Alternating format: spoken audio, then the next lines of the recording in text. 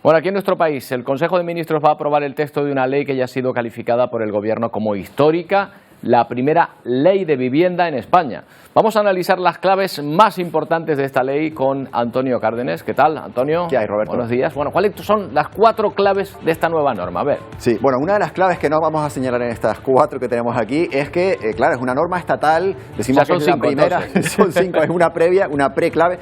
Claro, son 5, o sea, es una norma estatal, pero es que la competencia de las viviendas normalmente ha estado en las comunidades autónomas, en los ayuntamientos. Por tanto, eso se va a respetar. Bueno, primera clave, stop. Parada de la subida del alquiler. Este año los alquileres lo van a poder subir por encima del 2% y el año que viene lo van a poder subir por encima del 3%, y a partir de 2025 se crea un nuevo índice específico para parar la subida de los alquileres. Segunda clave, protección para los inquilinos. Eso de que vayas a alquilar un piso y te cobren, por ejemplo, el gasto de inmobiliaria, eso ya no va a existir. Y tampoco va a existir esos gastos extras que se pueden generar ya que te quitan inmobiliaria. Se prohíbe gastos extras para los inquilinos. Tercera clave, más viviendas sociales. Esta es una de las claves, estrellas de esta nueva legislación, porque las viviendas sociales en España son muy pocas y se quieren aumentar.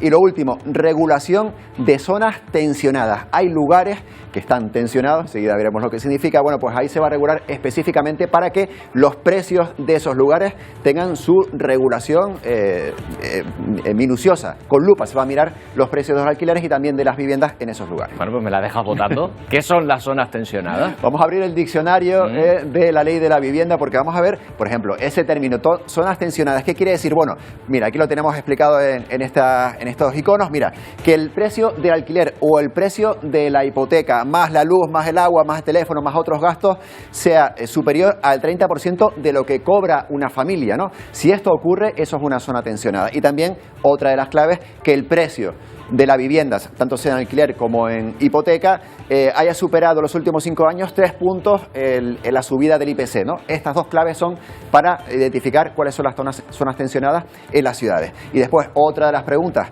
¿quiénes son esos grandes tenedores de los que se habla tanto? ¿Qué son los tenedores? Aparte de lo que tenemos en la mesa de la cocina. Bueno, pues personas, propietarios que tengan en las zonas tensionadas. Antes se hablaba de 10 viviendas, no hace falta que sean casas, pueden ser pisos. Bueno, ahora esos grandes tenedores son los que tienen más de 5 viviendas en estas zonas tensionadas, viviendas lógicamente puestas al alquiler o a la venta. Además, el presidente Pedro Sánchez anuncia la movilización de 50.000 viviendas para ponerlas en alquiler. Claro, porque esto es un déficit que tiene España y el presidente lo anuncia ahora, a pocos meses de elecciones autonómicas y de elecciones generales, pero es que la Unión Europea, el Fondo Monetario Internacional y también la OCDE se lo vienen advirtiendo desde hace unos cuantos años. Bueno, ¿qué quiere decir 50.000 viviendas de ese fondo, del Sareb? Bueno, 50.000 viviendas de esas que en los años 2000, después de la crisis bancaria, se recuperaron de los bancos. El presidente dice que de esas viviendas que están ahí, 50.000 se van a poner destinadas a esos alquileres sociales. Vamos a ver lo que decía este fin de semana, eso sí,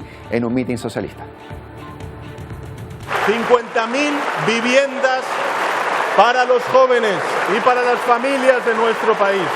Y es que yo quiero que España sea un país que tenga el 20% de vivienda pública. Eso es lo que quiero para mi país. Bueno, esto es lo que decía Pedro Sánchez. Atento, Roberto, con ese dato del 20%, porque si vamos a ver cómo España está en el entorno del 3%, así que llegar hasta el 20% es importante. Bueno, Pedro Sánchez hablando el fin de semana y también Feijóo respondiéndole. 2 claves da Feijóo. 1, en esta ley de vivienda no hay nada relacionado con la política antiocupas, y otra, Feijóo apuesta por más construcción. Vean. Que no se haga nada para desalojar a los ocupas de las casas que no son suyas. En eso no estoy de acuerdo. Y es revelador que aquí el Gobierno de España no proteja a 50 familias españolas que ven ocupadas sus casas todos los días.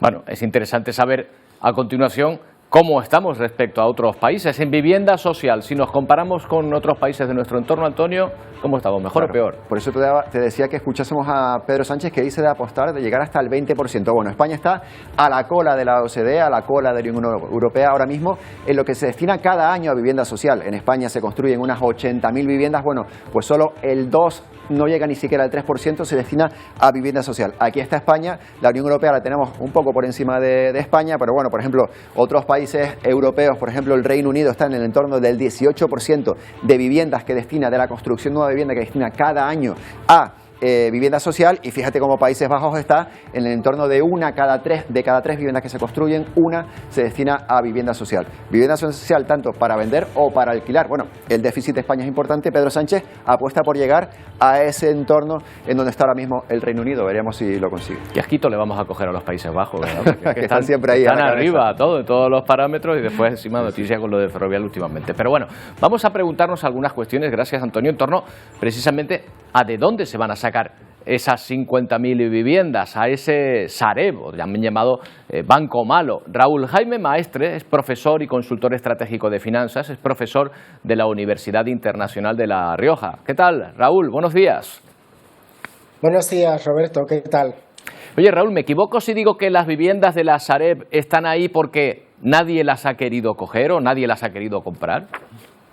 Bueno, nadie las ha querido comprar efectivamente, pero piensa que todas esas viviendas que está comentando el gobierno son de aquellos bancos que han quebrado desde la primera crisis del 2008 y se han ido nutriendo con ese fondo de todas esas personas que han tenido que dejar su hipoteca para que no poderlos pagar.